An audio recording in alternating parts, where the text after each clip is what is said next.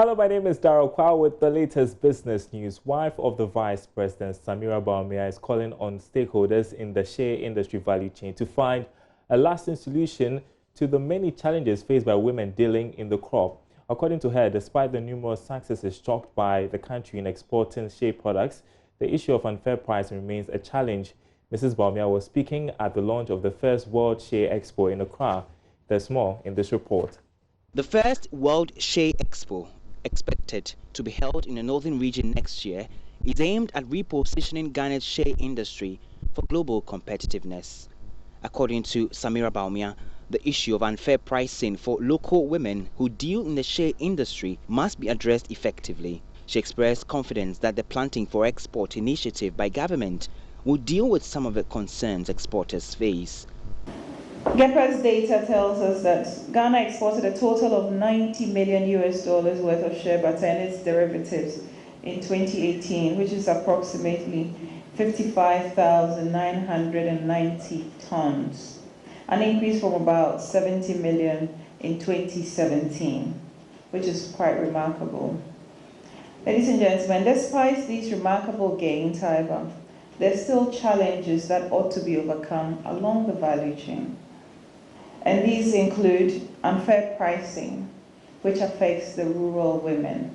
Who is making the profit? Are we going back to see that those who are breaking their backs, the hard-working women, are profiting from this business or are getting the fair wages they should get or prices they should get for the nuts they are picking? The Netherlands ambassador to Ghana, Ron Stryker, has been speaking with Joy Business about some support provided by the Dutch government to the shea industry in Ghana. Important, but in particular in the north.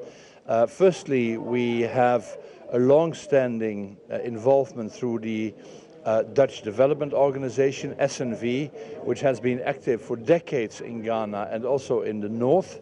And they have a number of projects to develop and improve the shea sector in the north by helping women and community groups to professionalize their production, make small investments, of course to increase their income and to do well for their own communities. Organizers of the event, Savannah Golden Tree, used the occasion to call on more government agencies to support the local shea industry. Ebenezer Sabutis reports for Joy Business. Now, some exhibitors at the just-ended 4th Volta Trade and Investment Fair have indicated their sales expectations have not been met.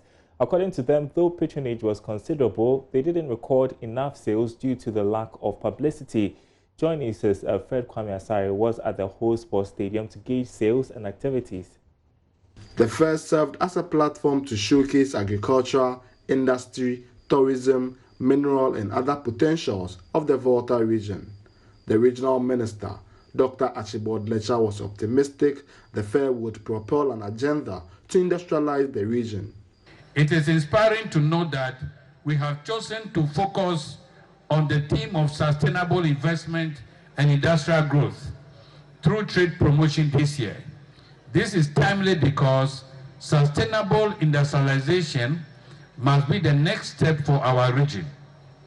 Ghana must industrialize to create decent work and economic growth through local economic development for our country as captured in the United Nations Sustainable Development Goal 8, Agenda 2030. Various items ranging from textile, garments, artifacts, footwears, locally produced beverages, minerals in the region, among others, were exhibited. Though the 10-day fair had considerable patronage, exhibitors say their expectations of massive sales had not been met. It has been slow from the beginning, but getting to the end of it is picking up a bit. It's not really up to what I was expecting, but anyway, it's not bad. So far, the sales is normal. The 4th Volta Trade and Investment Fair recorded low patronage within the first 3 days, resulting in low sales.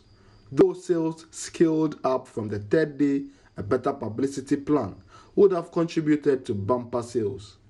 I would say apart from the big banners they have done and just the radio work, was not enough. They needed to put it on the media, the social media, where people can even put it on their status, because that's where a lot of people are of late.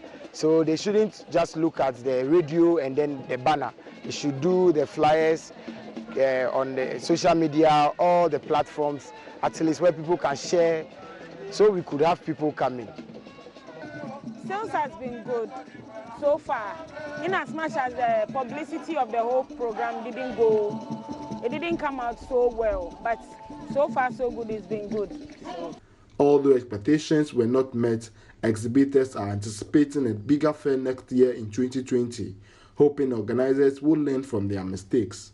Reporting for Joy News, Fred Kwame Asari. Ho. There's more business news coming up at the top of the hour on the marketplace.